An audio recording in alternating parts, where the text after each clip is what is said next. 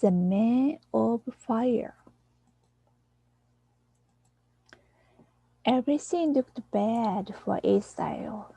The king and queen hated God. What a bad example!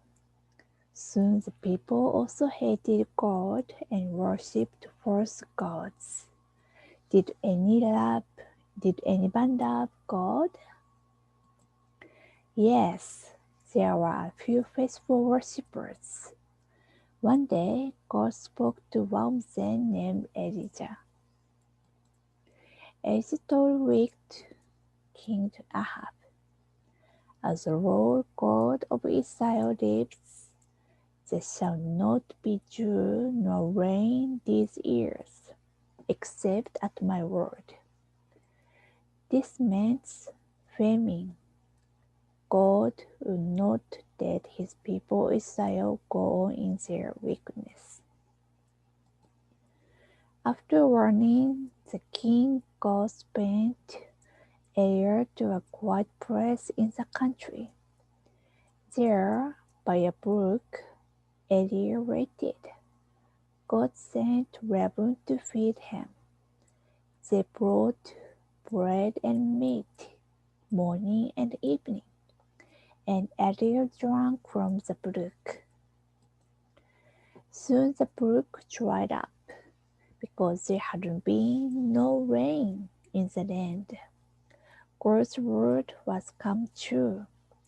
The full country was short of water. The crops didn't grow. People were hungry. Perhaps Elijah wondered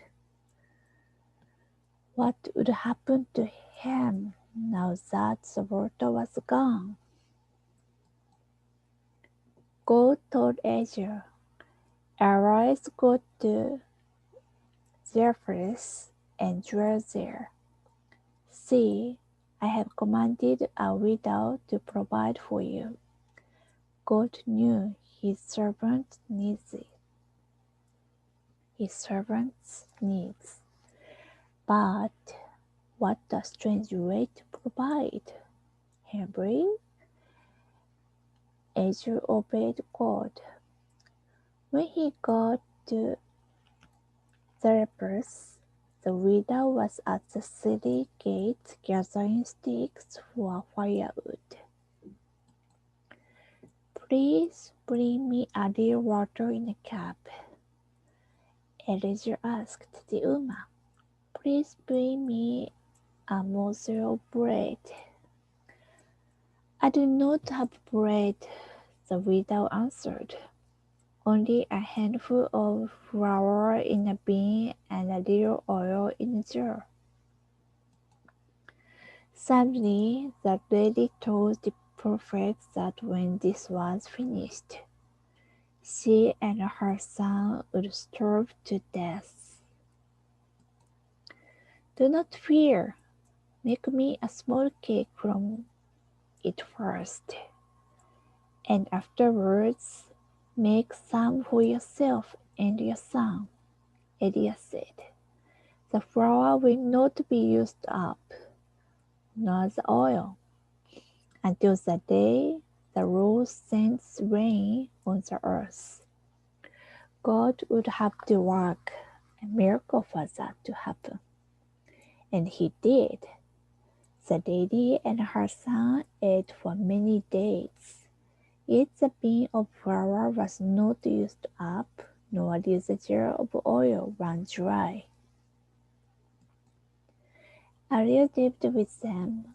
One day a sad thing happened. The widow's son died. Elijah carried the boy's body to an upper room. He cried out to the Lord, saying, "O Lord, my God, I pray, let this child's soul come back to him."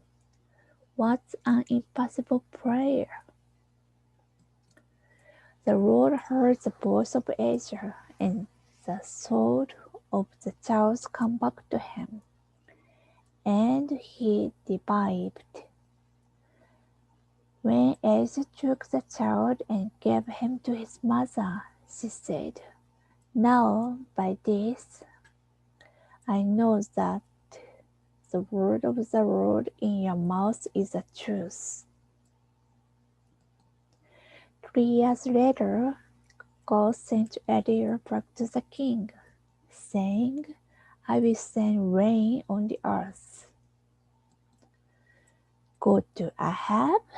His wife Jezebel was already murdered, a Henry prophet of God. But Elijah didn't argue. He went to King Ahab.